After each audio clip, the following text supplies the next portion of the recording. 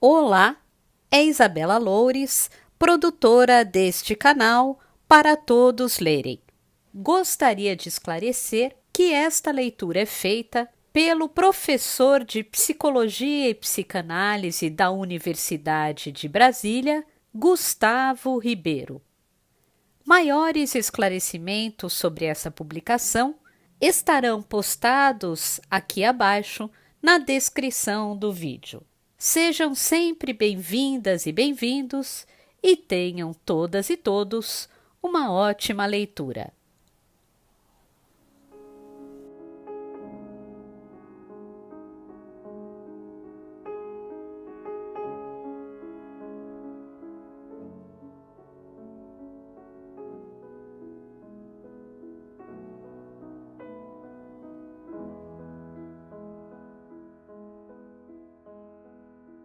Oi, pessoal, sejam bem-vindos a mais um encontro aqui do nosso grupo de leituras da obra de Jung, com Memórias, Sonhos e Reflexões. No último vídeo, nós lemos a sessão número 2 do capítulo intitulado Anos de Colégio, e no encontro de hoje, nós vamos ler a sessão 3 desse mesmo capítulo. Se possível, se o tempo nos permitir, também leremos a sessão número 4. Então vamos lá. Vou começar aqui com a leitura da sessão 3, então, capítulo Anos de Colégio. Comecei a procurar na biblioteca relativamente modesta de meu pai, que nessa época eu achava notável, livros que pudessem instruir-me acerca de Deus. Inicialmente, encontrei apenas as concepções tradicionais, mas nada do que buscava. Por exemplo, um autor que refletisse por si mesmo. Enfim, a Dogmática Cristã de Biderman, obra publicada em 1869, caiu-me às mãos. Queria só fazer um parênteses aqui antes de continuar a leitura, que no capítulo, na sessão anterior, existe a gente começa a ver aqui uma crítica muito maior ao pai, e essa fé muito dogmática professada pelo pai, em comparação a uma atitude muito filosófica do Jung a respeito da religião, né, das religiões. Então, a gente começa já a notar aqui uma conflitiva ligada a isso, né, na sessão anterior. Então, está dando seguimento a esse tópico aqui. Então, retornando aqui à leitura. Tratava-se, ao que me pareceu, de um homem que edificara as suas próprias concepções. Aprendi em seu livro que a religião, abre aspas, é um ato espiritual de relacionamento do homem com Deus, fecha aspas. Isso excitou meu espírito de contradição, pois entendia a religião como algo que Deus faz comigo, como um ato que provém dele e ao qual estou completamente entregue, uma vez que ele é o mais forte. Minha, entre aspas, religião não supunha qualquer relação humana com Deus, considerando a impossibilidade de situar-me diante de algo tão deficientemente conhecido. Seria necessário instruir-me melhor acerca dele, a fim de tornar possível essa relação. No capítulo, entre aspas aqui, da essência de Deus, deparei com a ideia de que ele se afirma como, novamente entre aspas, personalidade, passível de uma representação por analogia com o eu humano, embora seja único em seu gênero, supraterrestre, dele dependendo todo o universo, fecha aspas.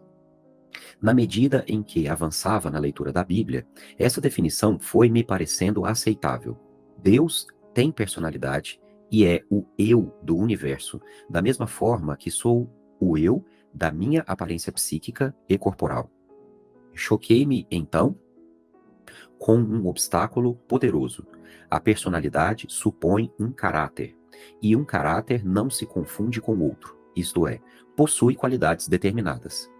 Ora, se Deus é tudo, como poderia possuir um caráter discernível? Se possui um caráter, só pode ser o eu de um mundo subjetivo determinado. Assim, pois, que espécie de caráter ou de personalidade corresponde a ele? Tudo depende disso, pois de outra forma, seria impossível estabelecer com ele qualquer relação. Experimentei as maiores resistências para representar Deus em analogia com o meu próprio eu. Mais do que uma blasfêmia, tal coisa me parecia de uma pretensão sem limites. Meu eu era para mim mesmo um fato de difícil apreensão. Em primeiro lugar, tinha dois aspectos contraditórios, o eu número 1 e o eu número 2. Depois, em ambos os casos, o eu era algo de extremamente limitado. estava submetido a todas as ilusões acerca de si mesmo, aos erros, humores, pecados, às emoções e paixões, menos capaz de vitórias do que o sujeito a derrotas.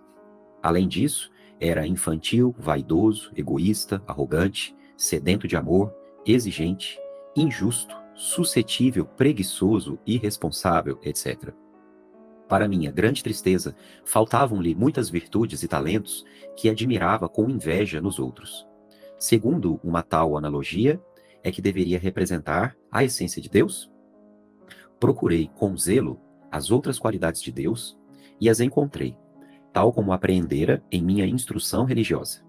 Assim, por exemplo, achei no parágrafo 172 que, abre aspas, a expressão mais imediata para a essência supraterrestre de Deus é, primeiro, negativa, sua invisibilidade para o homem, etc.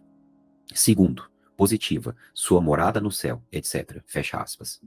Foi uma catástrofe, pois imediatamente ressurgiu a imagem blasfema de Deus que, direta ou indiretamente, por intermédio do diabo, entre aspas, se impusera contra a minha vontade. O parágrafo 183 ensinou-me que, abre aspas, a essência supraterrestre de Deus em face do mundo moral, fecha aspas, consistia em sua justiça, e que esta não era somente a de um juiz, mas uma expressão de sua natureza sagrada. Esperara descobrir nesse parágrafo algo sobre a obscuridade de Deus, que me preocupava. Seu espírito de vingança, sua irascibilidade perigosa, seu comportamento incompreensível em relação aos seres criados por sua onipotência. Em virtude dessa onipotência, deveria ter sabido de antemão o quanto eram precárias suas criaturas. Ora, agradava-lhe também induzi-las em tentação ou pô-las à prova, se bem que conhecesse de antemão o resultado de suas experiências. Assim, pois, qual o caráter de Deus? Como julgaríamos uma personalidade humana que se comportasse dessa maneira? Não ousava pensar nisso, mas li depois que, embora, abre aspas, bastando-se de si mesmo, de nada mais precisava além de si, fecha aspas, tendo criado o universo para sua satisfação, enquanto o mundo natural ele cumulou com sua bondade. O mundo moral ele quis cumular com seu amor. Em primeiro lugar, eu me detive na desconcertante palavra satisfação. Satisfação com o quê? Ou com o quem? Evidentemente, com o universo, pois ele louvava e achava boa a sua obra. Mas este era um ponto com o qual não concordava. Sem dúvida, o universo era belo, além de qualquer expressão, mas tinha um aspecto terrível. No campo, numa cidadezinha de poucos habitantes, onde quase nada acontece, a velhice, a doença e a morte são sentidas com maior intensidade, mas abertamente e com todos os detalhes. Embora tivesse apenas 16 anos, já presenciara muitas realidades da vida dos homens e dos animais. Na igreja e na escola, ouvira falar frequentemente acerca do sofrimento e da corrupção do mundo. Deus manifestara uma satisfação imensa com o paraíso, mas também cuidara de que seu esplendor não durasse muito tempo, uma vez que nele pusera a serpente venenosa, o próprio diabo. Que satisfação poderia isso causar-lhe? Estava certo de que Biederman não concordaria com esta ideia, mas devido à ausência usual de reflexão em matéria religiosa, que me surpreendia cada vez mais, tagarelava de um modo edificante, sem perceber as tolices que eu dizia. Eu não acreditava que Deus sentisse uma satisfação cruel com o sofrimento imerecido dos homens e dos animais, mas não me parecia insensato supor que ele tivera a intenção de criar um mundo de oposições, no qual um devorava o outro e onde a vida era um nascimento em vista da morte. As maravilhosas harmonias das leis da natureza pareciam-me um caos penosamente subjugado, e o eterno céu estrelado, com seus caminhos pré-determinados, se me afigurava um amontoado de acasos desordenados e sem qualquer significação, pois as constelações, combinações arbitrárias não podiam ser realmente percebidas. Em que medida cumulava Deus com sua bondade o mundo natural?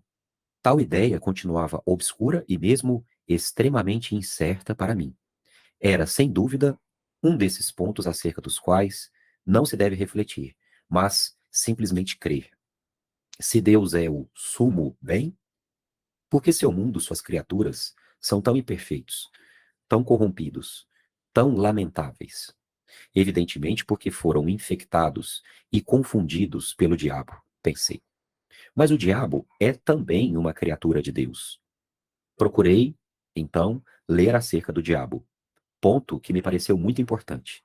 Reabri minha dogmática e procurei a resposta à pergunta primordial das causas do sofrimento, da imperfeição e do mal, nada encontrando a respeito. Era o cúmulo. Essa dogmática não passava certamente de um belo palavrório, pior ainda, de uma tolice consumada que apenas obscurecia a verdade. Sentia-me decepcionado e ainda mais indignado. Entretanto, outros homens como eu deveriam ter procurado a verdade em outros lugares e outras épocas. Homens que pensavam razoavelmente, sem tentar enganar-se a si mesmos, nem aos outros, e que não fugiam à dolorosa verdade do mundo. Foi nessa época que minha mãe, isto é, a sua personalidade número 2, me disse, de repente, sem qualquer preâmbulo, abre aspas, você precisa ler um dia o Fausto de Goethe, fecha aspas. Tínhamos em casa uma bela edição de Goethe. Li Fausto, que foi um bálsamo milagroso para minha alma. Disse a mim mesmo, enfim, eis um homem que leva o diabo a sério e que efetua com ele um pacto de sangue. Que legal, estou fazendo referência aqui ao Mefistófeles. Afinal, é um adversário que tem o poder de contrariar a intenção divina de criar um mundo perfeito. Deplorei o modo de agir de Fausto. Na minha opinião, não deveria ter sido tão parcial e tão facilmente logrado. Faltara-lhe inteligência e senso moral. Perder a alma com tanta leviandade parecia-me pueril. Evidentemente, era uma cabeça oca. Minha impressão foi também de que o essencial e significativo no drama residia na figura de Mefistófeles. Francamente, não teria lamentado de forma alguma que a alma de Fausto descesse aos infernos. A punição teria sido merecida. Afinal de contas, o, entre aspas, diabo enganado, não me agradava em absoluto, pois Mefisto podia ser tudo, menos um diabo estúpido que alguns anjinhos tímidos conseguiriam ludibriar. Parecia-me que Mefisto fora enganado de um modo bem diferente. Não obtivera o direito que fora firmado por escrito, e Fausto, esse companheiro fanfarrão e sem caráter, trapaceara até mesmo no além. É verdade que sua puerilidade fora então desmascarada, mas não me parecia que ele tivesse merecido a iniciação nos grandes mistérios. Tê-lo-ia retido um pouco mais no purgatório. O verdadeiro problema estava centrado em Mefistófeles, figura que me obcecou e que me pareceu obscuramente relacionada com o mistério das mães. Em todo o caso, Mefistófeles e a grande iniciação final constituíram um acontecimento extraordinário e misterioso nos confins do mundo da minha consciência.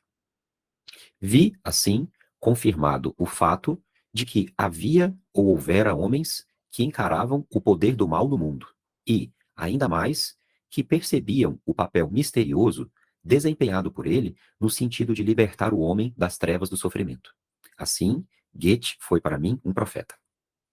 Não o perdoava, porém, de haver liquidado Mefistófeles com uma simples brincadeira, com um tour de passe-passe.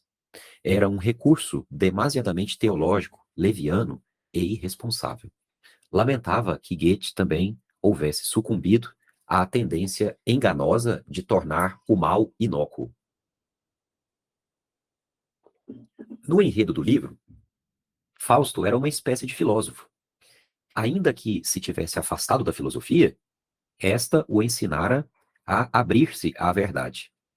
Até então, eu nunca ouvira falar em filosofia, de maneira que uma nova esperança despontou no meu horizonte. Talvez, pensei, algum filósofo tenha refletido acerca dos problemas que me preocupam e poderá esclarecer. Como não havia livros de filosofia na biblioteca de meu pai, entre parênteses aqui, eram suspeitos por quanto valorizavam o pensamento, fecha aspas. Tive que me contentar com o Dicionário Geral das Ciências Filosóficas, de Krug, segunda edição, 1832. Mergulhei imediatamente no artigo sobre Deus. Para meu desgosto, começava pela etimologia da palavra Deus, entre parênteses, Gott, que indiscutivelmente provinha de bom, que é gut, e designava o ens summum, ou perfectissimum. Não é possível, assim continuava o artigo, provar a existência de Deus, nem o caráter inato da ideia de Deus. Esta poderia estar a priori no homem, e não em acto, pelo menos em potência. De qualquer forma, era preciso que nossa, entre aspas, faculdade espiritual já tivesse, novamente entre aspas, atingido um certo desenvolvimento antes de ser capaz de criar uma ideia tão sublime, fecha aspas. Fiquei extremamente surpreso com essa explicação. Abre aspas. O que se passa com esses filósofos? Fecha aspas. Perguntei a mim mesmo.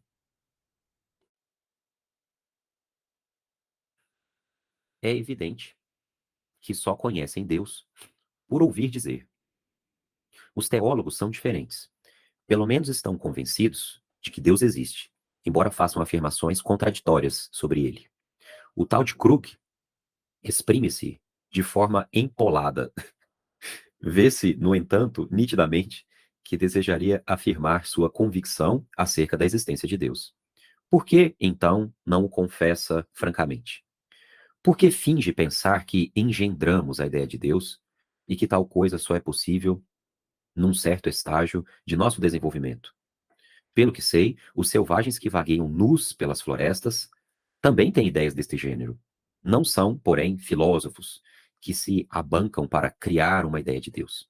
Eu também nunca inventei uma ideia de Deus. Naturalmente, é impossível provar a sua existência. De que maneira uma traça que se alimenta de lã da Austrália poderia demonstrar às outras traças que a Austrália existe? A existência de Deus não depende de nossas demonstrações. Como então cheguei à certeza de que Deus existe? Haviam-me explicado muitas coisas acerca disso, se bem que no fundo não podia acreditar no que me diziam. Nada me convencera. Minha convicção, portanto, não provinha daí. Nem mesmo se tratava de uma ideia de algo pensado. Eu não representara ou imaginara algo para em seguida crer. Por exemplo, a história do, entre aspas, Senhor Jesus sempre me parecera suspeita e nunca acreditara verdadeiramente nela. No entanto, me fora inculcada com insistência muito maior do que a imagem de Deus, sempre evocada num segundo plano. Por que Deus me parecia evidente? Porque os filósofos o abordavam como se fosse uma ideia, uma espécie de suposição arbitrária, que se pode inventar ou não, à vontade, quando verdadeiramente ele é tão manifesto quanto uma telha que nos cai na cabeça. De repente, ficou claro para mim que Deus era uma experiência imediata e das mais convincentes. Não fora eu quem inventara a terrível história da catedral. Pelo contrário, ela me fora imposta e eu tinha sido constrangido, com a maior crueldade, a pensá-la. Mas depois, uma graça indizível me invadira. Cheguei à conclusão de que, no tocante a esse assunto, algo não ia bem com os filósofos. Com efeito, sustentavam a curiosa ideia de que Deus é apenas uma hipótese a ser discutida. Não se referiam também às ações obscuras dele, nem as explicavam, o que era decepcionante. Segundo me parecia, elas eram dignas de atenção e de um exame filosófico cuidadoso. Naturalmente, constituíam um problema que causava sérias dificuldades aos teólogos. Foi grande a minha desilusão ao constatar que os filósofos pareciam ignorá-las. Passei, pois, para o artigo seguinte, deparando com um parágrafo relativo ao diabo. Se alguém imaginasse o diabo como originalmente mau, dizia o parágrafo, perder-se-ia, em contradições manifestas, isto é, cairia num dualismo. Por isso, era melhor admitir que na origem o diabo fora criado bom e que somente se corrompera por causa de seu orgulho. Para minha grande satisfação, o autor observava que essa afirmação já pressupunha o mal que pretendia explicar, isto é, o orgulho. Enfim, a origem do mal era inexplicada e inexplicável. O que significava para mim? O autor, como os teólogos, não quer refletir acerca dessa questão. O artigo sobre o mal e sua origem não me trouxe qualquer esclarecimento. O que até aqui foi relatado se refere a processos separados por longos intervalos de tempo, através de vários anos. Dizem respeito exclusivamente à minha personalidade número 2 e foram secretos. Entregava-me a esses estudos que me fascinavam na biblioteca de meu pai, que eu utilizava sem permissão, às escondidas.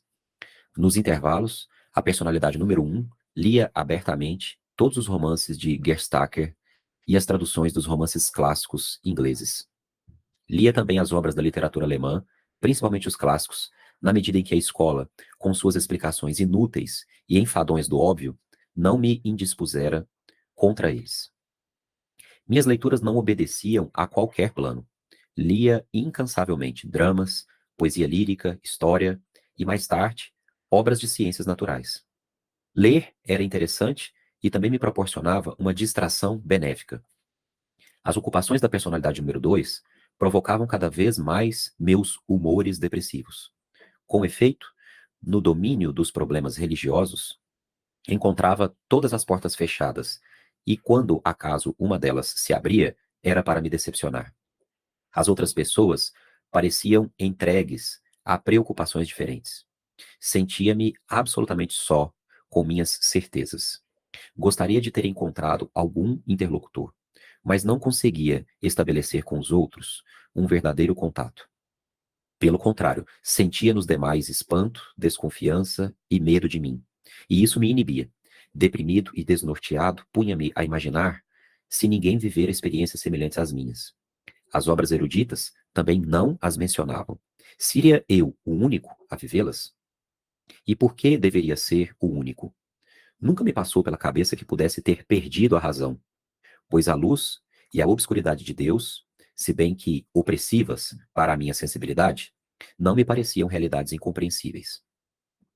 Sentia a singularidade para a qual era impelido como algo de ameaçador, uma vez que significava isolamento. Isso era ainda mais desagradável pelo fato de me escolherem injustamente para bode expiatório quando ocorria alguma coisa errada. Além disso, um episódio me deixara uma impressão marcante. Eu era um aluno mediano na aula de alemão. Essa matéria, principalmente a gramática e a sintaxe, não me interessava. Despertava a minha preguiça e me entediava. Os temas de composição pareciam-me, em geral, superficiais e estúpidos. Consequentemente, minhas provas nessa matéria eram descuidadas e forçadas. Era aprovado com notas regulares, o que não me desagradava, pois coincidia com a minha tendência geral de passar despercebido. Queria, de qualquer modo, escapar a esse, entre aspas, maldito isolamento na singularidade, fecha aspas aqui, para o qual era impelido de várias formas.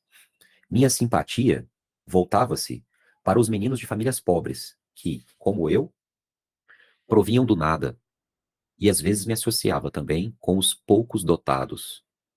A tolice e a ignorância destes últimos irritavam-me frequentemente, mas, por outro lado, me ofereciam a vantagem ardentemente desejada de parecer ingênuo, disfarçando meu aspecto incomum. Tal singularidade começara a despertar em mim o sentimento desagradável de me ver possuidor inconsciente de odiosas qualidades que afastavam de mim mestres e colegas. Foi nessa circunstância que, como um trovão, explodiu o seguinte acontecimento. Tivéramos um tema de redação que, excepcionalmente, me interessara. Pus-me a trabalhar com afinco e fiz uma composição que me pareceu cuidada e bem realizada. Esperava pelo menos um dos primeiros lugares, não o primeiro, que atrairia a atenção, mas um dos primeiros. Nosso professor tinha o hábito de devolver as composições na ordem de seu mérito. A melhor delas foi, naturalmente, a do primeiro da classe. Seguiram-se as outras, enquanto eu esperava, inutilmente, que meu nome fosse pronunciado. Em vão, entre aspas. É impossível, pensava, que minha composição seja tão ruim a ponto de vir depois das piores. O que significa isso? Serei por acaso um hors concurso e assim, pois, desagradavelmente assinalado e isolado? Quando todas as composições foram comentadas, o professor fez uma pausa, tomou um fôlego e disse: falta ainda uma dissertação, a de Jung. É a melhor de todas e mereceria o primeiro lugar, mas infelizmente é uma fraude. De onde você a copiou? Confesse a verdade. Levantei-me, tão espantado quanto furioso, e exclamei: não a copiei, pelo contrário, esforcei-me por fazer um bom trabalho. O professor, entretanto, começara a repreender-me. Você está mentindo. É incapaz de escrever uma composição como esta. Ninguém pode acreditar. De onde você a copiou? Protestei em vão minha inocência. O professor, inabalável, replicou: se eu soubesse de onde a copiou, poderia expulsá-lo da escola. E então me voltou às costas. Meus colegas lançavam-me olhares de suspeita e vi, com terror, que pensavam: ah, então é isso. Meus protestos não encontraram qualquer eco. Senti que, a partir desse instante, estava marcado a fogo e que todos os caminhos possíveis para fora da minha solidão haviam sido cortados. Profundamente decepcionado e ferido, jurei vingar-me do professor. Se a ocasião tivesse se apresentado, creio que as coisas ocorreriam segundo a lei do mais forte. Mas de que modo poderia provar que não copiara a dissertação? Durante muitos dias, essa história ocupou meu pensamento e eu sempre chegava à conclusão de que estava entregue, impotente, a um destino cego e estúpido, que fazia de mim um mentiroso e um impostor. Compreendi muitos fatos que antes me haviam parecido confusos. Por exemplo, por que um professor dissera a meu pai, quando este se informara acerca do meu comportamento na escola, entre aspas aqui, ele não ultrapassa um nível médio, mas é muito aplicado, fecha aspas. Consideravam-me, pois, relativamente tolo e superficial. No fundo, isso não me aborrecia, mas o que me enfurecia era o fato de me julgarem capaz de uma fraude, o que significava uma condenação moral. Minha tristeza e cólera ameaçavam ultrapassar os limites. Porém, produziu-se em mim algo que já ocorrera em outras ocasiões. Fez-se de repente um grande silêncio, como se uma porta isolante me separasse de um recinto ruidoso. Fui tomado por uma curiosidade fria e no meu íntimo surgiu esta pergunta, abre aspas, o que está acontecendo?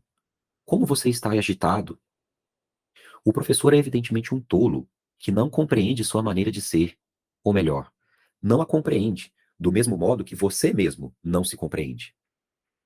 Este é o motivo pelo qual se mostra desconfiado, como você também o é. Você desconfia dos outros e de si mesmo. Por isso se aproxima dos simples, dos ingênuos, daqueles que pode dominar. Quando não compreendemos algo, caímos facilmente em estados de excitação. Fecha aspas.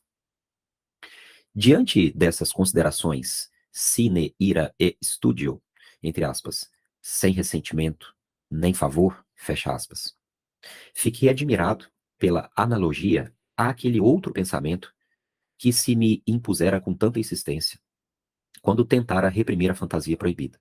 Evidentemente, naquela época não havia percebido a diferença entre as personalidades número 1 e número 2, e considerava o mundo do número 2 como o que me dizia respeito, pessoalmente. Entretanto, existia sempre, no fundo, o sentimento de uma participação de alguma coisa que não estava em mim. Como se eu tivesse sido tocado por um sopro vindo do universo astral e dos espaços infinitos. Ou então, como se um espírito invisível tivesse entrado no quarto. Um espírito há muito desaparecido, mas persistente, num presente intemporal, até o mais longínquo futuro. As peripécias desse gênero eram cercadas pelo halo de um nume. Naturalmente, Nessa época, não teria podido me exprimir dessa maneira. Entretanto, nada acrescento agora ao meu estado de consciência de então. Tento apenas esclarecer aquele mundo de penumbra com os meios de que hoje disponho. Alguns meses depois do acontecimento que acabo de relatar, meus colegas de classe apelidaram-me de Patriarca Abraão. Meu número 1 não podia compreender tal apelido, julgando-o tolo e ridículo. Mas, no fundo, ele me atingia. Qualquer alusão ao que se passava dentro de mim era penosa, pois quanto mais lia e tomava consciência do mundo da cidade, mais crescia a impressão de que tal realidade pertencia a uma outra ordem de coisas, diferente da imagem do mundo que crescera comigo no campo, em meio a rios e florestas, entre animais e homens, num lugarejo adormecido à luz do sol, sob um céu onde passavam as nuvens e o vento, ou envolvido por uma noite escura e misteriosa. Esse lugarejo não era apenas um ponto no mapa, era organizado e cheio de um sentido oculto, como o vasto mundo de Deus. Os homens, aparentemente, nada sabiam desse sentido, e os animais já o haviam esquecido. Eu percebia isso no olhar triste das vacas, no olho resignado dos cavalos, na submissão dos cães, tão dependentes dos homens, e até mesmo na atitude segura do gato, que escolhera a casa e a granja para sua morada e território de caça. Os homens também pareciam inconscientes como os animais. Olhavam a terra sob os pés e em cima as árvores, a fim de ver como poderiam utilizá-las e com que finalidade. À semelhança dos animais, reuniam-se em grupos, acasalavam-se e lutavam entre si, sem perceber que habitavam o cosmos, o universo de Deus, a eternidade na qual tudo nasce e tudo já está morto. Amava todos os animais de sangue, porque são próximos e participam da nossa ignorância. Amava-os porque têm uma alma semelhante à nossa, e porque, segundo acreditava, podemos compreendê-los instintivamente. Eles experimentam da mesma forma que nós, pensava eu, alegria e tristeza, amor e ódio, fome e sede, angústia e confiança, além de todos os conteúdos essenciais da existência, com exceção da linguagem e da consciência acerada da ciência. Naturalmente, admirava esta última, mas pressentia nela a possibilidade de um extravio, de um afastamento do mundo de Deus. Ela poderia também significar uma degenerescência, à qual os animais são imunes. Para mim, estes eram bons, fiéis, imutáveis e dignos de confiança, enquanto os homens me inspiravam uma desconfiança crescente. Os insetos não eram verdadeiros animais. Os vertebrados de sangue frio constituíam um degrau intermediário, mais ou menos indiferente, um pouco acima dos insetos, perdão, mais ou menos indiferente, um pouco acima dos insetos.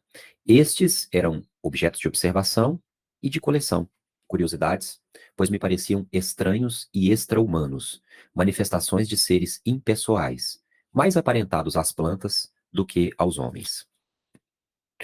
Com o reino vegetal, começava a manifestação terrestre do mundo de Deus, como uma forma de comunicação imediata, tal como se alguém tivesse olhado por sobre o ombro do Criador no momento em que ele estivesse distraído, descobrindo então a maneira pela qual eram confeccionados brinquedos e peças de decoração.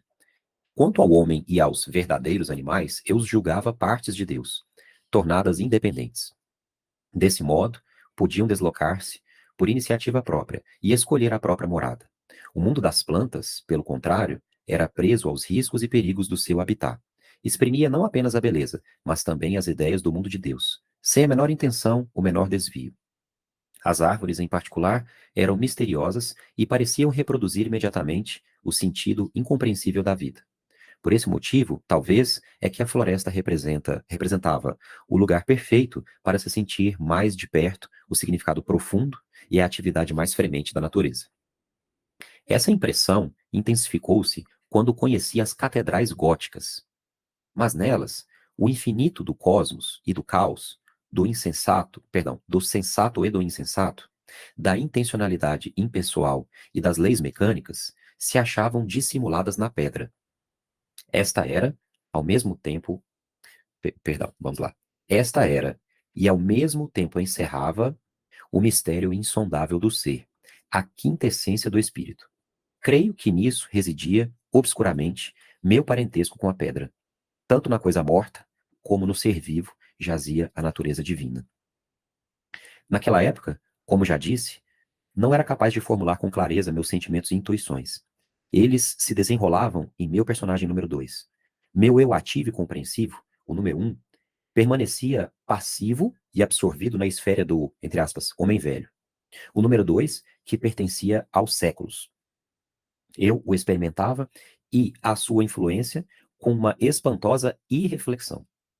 Sua presença fazia empalidecer a personalidade número 1 até a extinção. Quando o eu, que se tornava cada vez mais idêntico ao número 1, ocupava o palco, o, entre aspas, homem arcaico, se é que dele me lembrava, se transformava num sonho longínquo e irreal. Dos 16 aos 19 anos, meu dilema dissipou-se lentamente como uma nuvem. Meus estados depressivos melhoraram, e o personagem número 1 começou a preponderar.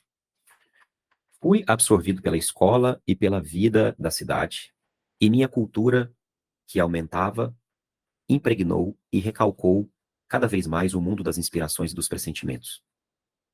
Pus-me, então, a aprofundar sistematicamente certos problemas que correspondiam a perguntas conscientes. Li uma pequena introdução à história da filosofia e assim adquiri uma visão de conjunto acerca de tudo que já havia sido pensado. Com grande satisfação, constatei que muitos dos meus pressentimentos tinham seus antecedentes históricos. Amei, acima de tudo, as ideias de Pitágoras, de Heráclito, de Empédocles e de Platão, apesar da longa trama da argumentação socrática. Eram belas e acadêmicas como uma galeria de quadros, embora longínquas. Em Meister Eckhart, senti pela primeira vez o sopro da vida, ainda que não o compreendesse muito bem. A escolástica cristã deixou-me indiferente e o intelectualismo aristotélico de São Tomás me pareceu mais árido do que um deserto. Pensava, eles pretendem atingir a força por meio de artifícios lógicos, algo que não puderam compreender e que permanece ignorado. Querem provar a si mesmos uma fé, quando na realidade se trata de uma experiência. Davam-me a impressão de pessoas que sabiam, por ouvir, dizer que há elefantes, embora nunca os tivessem visto. Tentavam então demonstrar logicamente, por meio de argumentos, que esses animais deviam existir tais como são. Naturalmente, não compreendi de início a filosofia crítica do século XVIII. Hegel espantou-me com sua linguagem tão árdua quanto pretensiosa. Considerei-o com franca desconfiança. Parecia-me um prisioneiro de seu próprio edifício de palavras, agitando-se orgulhosamente na prisão. O grande achado de minhas investigações foi Schopenhauer. Pela primeira vez ouvi um filósofo falar do sofrimento do mundo, que salta aos olhos e nos oprime, da desordem, das paixões, do mal, fatos que outros filósofos apenas tomavam em consideração, esperando resolvê-los mediante a harmonia e a inteligibilidade. Encontrara, enfim, um homem que tivera a coragem de encarar a imperfeição que havia no fundamento do universo. Não falava de uma providência infinitamente boa e infinitamente sábia na criação, nem de uma harmonia da evolução. Pelo contrário, dizia claramente que o curso doloroso da história humana e a crueldade da natureza provinham de uma deficiência, a cegueira da vontade criadora do mundo. Tudo o que observara em minha infância confirmava essa visão. Os peixes doentes e agonizantes, as raposas sarnentas, os pássaros mortos de frio e de fome, a tragédia impiedosa encoberta pelas campinas floridas, minhocas torturadas até a morte pelas formigas, insetos que se despedaçavam aos poucos, etc. Por outro lado, minhas experiências acerca dos homens contradiziam a crença numa bondade humana original e em sua moralidade. Já me conhecia suficientemente para saber que não havia entre mim e um animal mais do que uma diferença de grau. Aprovava, sem restrições, o quadro sombrio que Schopenhauer fazia do mundo, mas não concordava com sua maneira de resolver o problema. Estava certo de que seu termo, entre aspas, vontade, correspondia, de certa forma, a Deus, ao Criador, e que ele o considerava cego. Como sabia por experiência própria,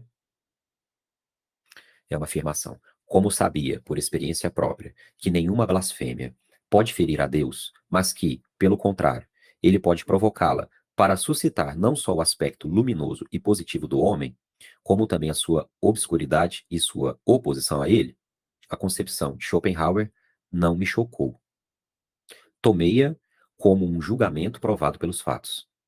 O que me decepcionou foi sua ideia de que o intelecto devia mostrar à vontade cega sua própria imagem, espelhando-a a fim de incitá-la a modificar-se. Mas como poderia a vontade ver sua imagem no espelho sendo cega?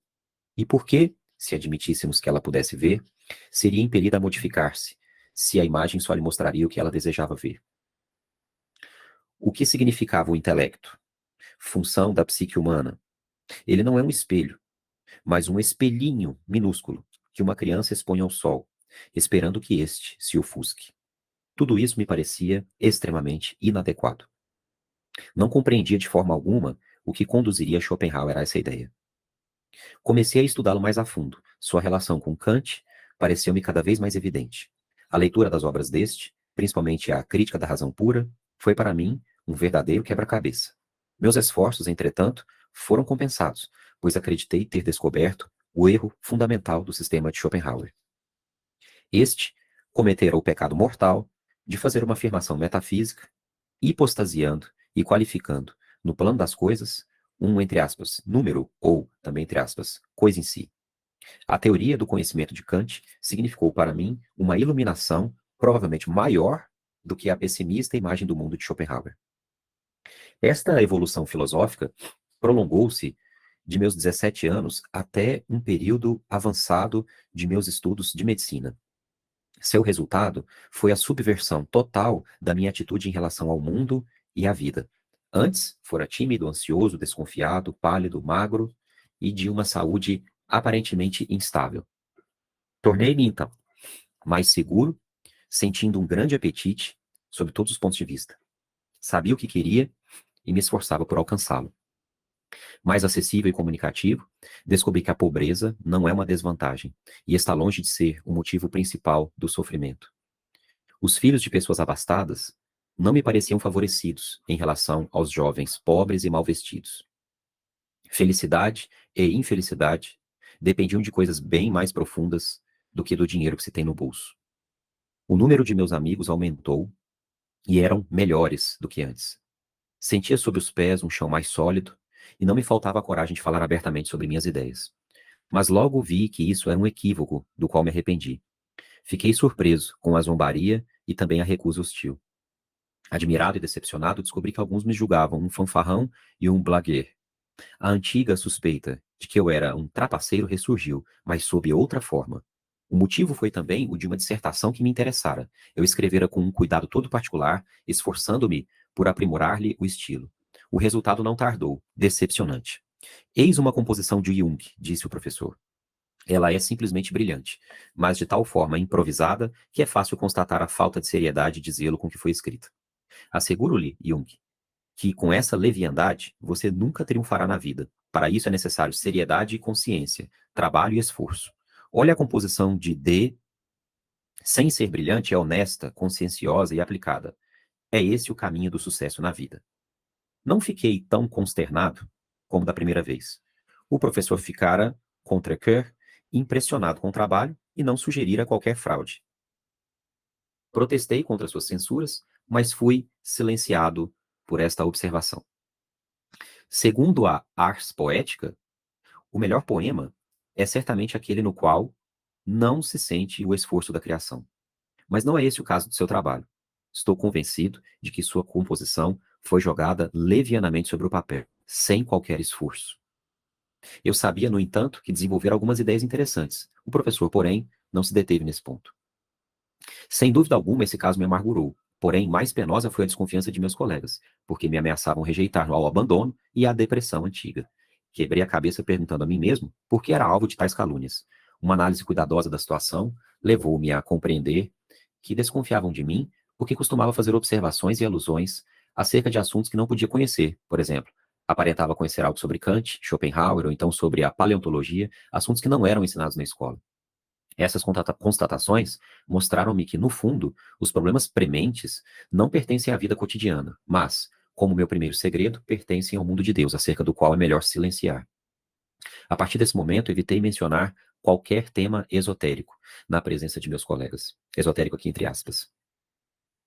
Entre os adultos não havia ninguém com quem pudesse conversar, sem medo de ser tomado por fanfarrão e charlatão. O mais penoso, entretanto, foi o fato de ter sido perturbado e paralisado na tentativa de superar a separação dos dois mundos.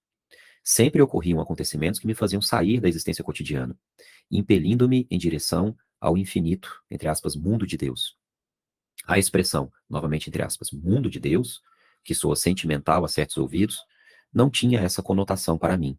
Pertencia ao mundo de Deus tudo o que era sobre-humano, a luz ofuscante, as trevas abissais, a gélida apatia do tempo e do espaço infinitos, e o caráter grotesco e terrível do mundo irracional do acaso. Para mim, Deus era tudo, menos edificante. Não sei da perspectiva de vocês, mas num primeiro impacto, eu achei bem mais densa essa parte. Ele traz muita coisa nas reflexões no campo da filosofia, da literatura, né, da teologia, então achei bem mais densa. E eu estou percebendo, assim, vindo lá do fio do condutor, lá do começo, vocês têm a impressão de que essa questão, para ele, sobre Deus, é uma questão muito pessoal. Ele insiste muito nessa questão de Deus, né? A gente está vendo aqui anos de colégio, então a gente está aqui percorrendo, acho que desde a sessão 1, da sessão 2, talvez recordações que vão dos 8, 9, até os 16 anos aqui, 17 anos, quer dizer, enfim, não sei exatamente qual período, mas uma boa etapa do desenvolvimento dele aqui, né? Uma boa etapa da vida infantil, vamos dizer assim, adolescência também, envolvido nesse processo de Deus, né? Nesse questionamento em relação à natureza de Deus, isso que eu quis dizer.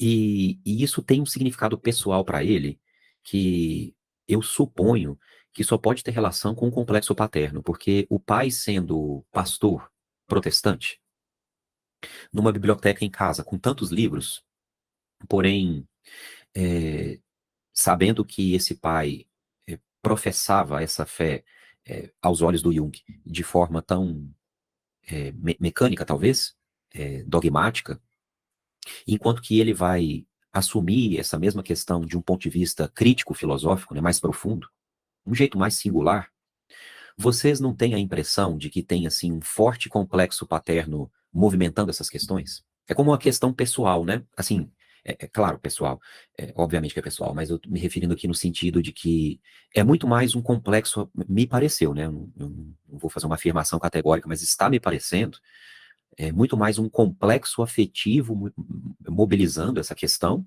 teológica dentro dele, né? Do que, assim, meramente uma curiosidade intelectual qualquer, sabe? Então, tem essa questão da singularidade também, que às vezes me dá a impressão de que ele está quase para se dissolver no mundo interno, sabe? Assim, se perder no mundo interno de reflexões, de questionamentos. E muito pouco da conexão com a realidade externa, né? É o que me parece ser a personalidade introvertida. É aquela que perceberia, então, o mundo de dentro para fora a partir das suas, vamos dizer assim, das suas vivências internas, né? E não de fora para dentro, como os extrovertidos.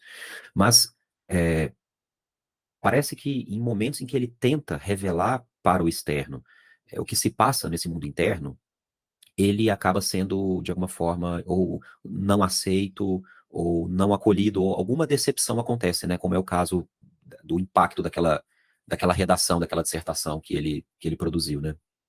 Ele é taxado de charlatão por fazer aquela dissertação. Não, me pareceu, quando ele disse isso, que ele teve uma espécie de um insight, e ele recolhe essas projeções, então, que ele estava colocando no professor, né? Ele falou assim, acho que a desconfiança que ele tem em mim também é o reflexo da desconfiança que eu tenho em mim mesmo. Quer dizer, como que eu vou esperar que ele confie em mim, se nem eu mesmo sei exatamente quem eu sou, né? Então, eu vejo como ele voltando para si, mesmo essa questão, né?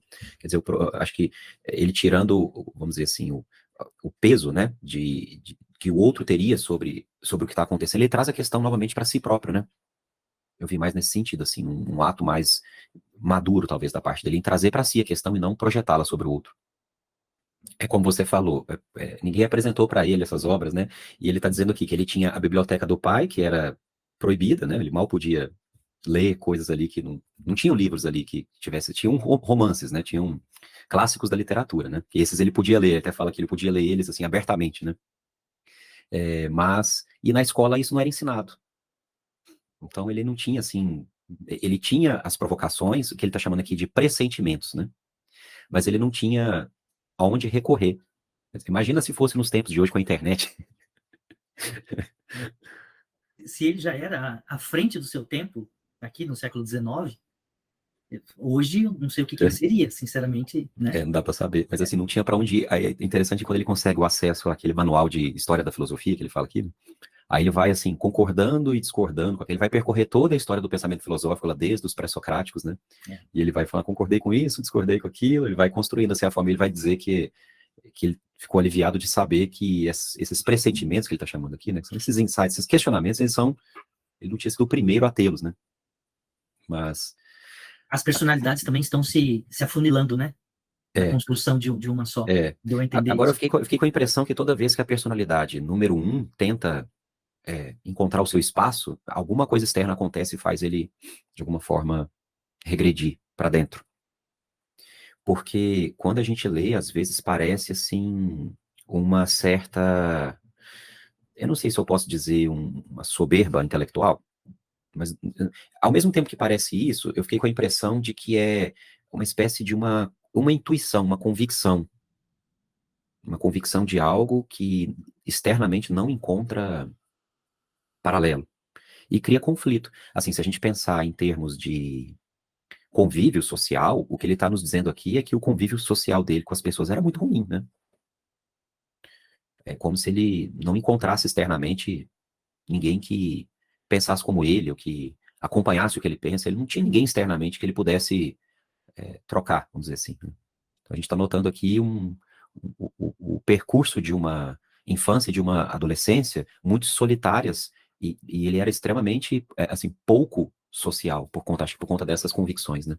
Ele fala da mãe na sua, até em relação aos horários do dia, né? Que de dia ela era uma mulher, assim, acolhedora, etc., aquela matriarca, do que de noite ele via nela uma outra natureza, né? Uma natureza, assim, irascível, temerosa, né? Ele tem essa coisa da personalidade 1 e personalidade 2. E aquela hora que ele tá com essas questões, ele fala assim: minha mãe me aconselhou, na sua personalidade 2, vá ler Fausto de Goethe. Tipo, aquela alma sábia, né? Então, é isso que o Paulo falou. Na personalidade 1 é aquela alma, vamos dizer, não sei se eu posso arriscar falar isso, mas é a alma, é a personalidade do corpo ali, daquela pessoa, do que ela tá vivendo, a sua idade biológica. É o menino, é o menino. E a personalidade 2, ela é meio que, quase que atemporal, assim, é como se fosse a alma velha que ele traz dentro dele. Você dá a impressão de que é algo, assim, até meio transpessoal, né? Meio que uma consciência maior, mais madura, mais antiga que ele traz dentro dele. E ele reconhece isso e ele vai. Então, todos esses questionamentos filosóficos aqui, né? Essa busca pelo conhecimento, essa busca pelo saber, ele está fazendo referência à alma número 2, a personalidade número 2. A personalidade número 1 teria que ser aquele menino que estaria brincando com os colegas, estaria fazendo as molecagens ali, e essa aí fica sempre. Ela fica sempre no segundo plano aqui, né, nos registros, né, nas memórias. A gente sabe, pelo menos, que a história com Freud, a gente sabe o que deu, né? Acho que não era uma tendência. Mas o que, por outro lado, é bom, né? Porque ele se manteve fiel às suas convicções, né? Ao seu próprio pensamento. Imagina se, falando aqui no caso de Freud, né? Se Jung tivesse concordado com Freud em tudo, não teria essa obra maravilhosa pra gente ler. Então, acho que o Jung se manteve fiel ao seu pensamento, e o Freud também, porque ele, como criador da psicanálise, ele também não queria que a psicanálise fosse sendo modificada, né? Enquanto ele foi vivo, ele tentou ser o protetor do pensamento dele. Então, eu acho que isso faz sentido também. E o Jung se permitiu circular por todos os outros saberes, né? E isso trouxe ganhos e trouxe críticas também, né? Por isso que às vezes ele é visto assim, criticado, né? Nos círculos. Por isso que ele não é estudado nas universidades, não é uma pena, porque a gente está vendo aqui que a discussão sobre a ciência que ele traz é muito interessante, né? É uma pena uma personalidade com uma obra como essas não merecer pelo menos uma disciplina, assim, introdução ao pensamento de Jung, sabe? Numa universidade. Você não encontrar isso em nenhuma universidade. Não conheço nenhuma grade curricular que traga uma disciplina assim, como uma introdução ao pensamento dele. Então é uma pena mesmo.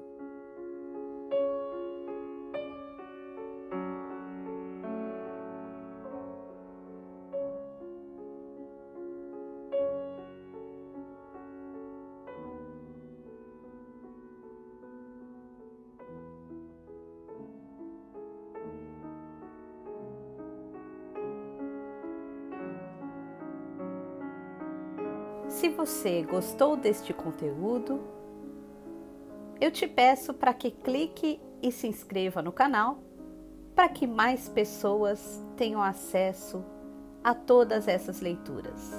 Obrigada e um abraço.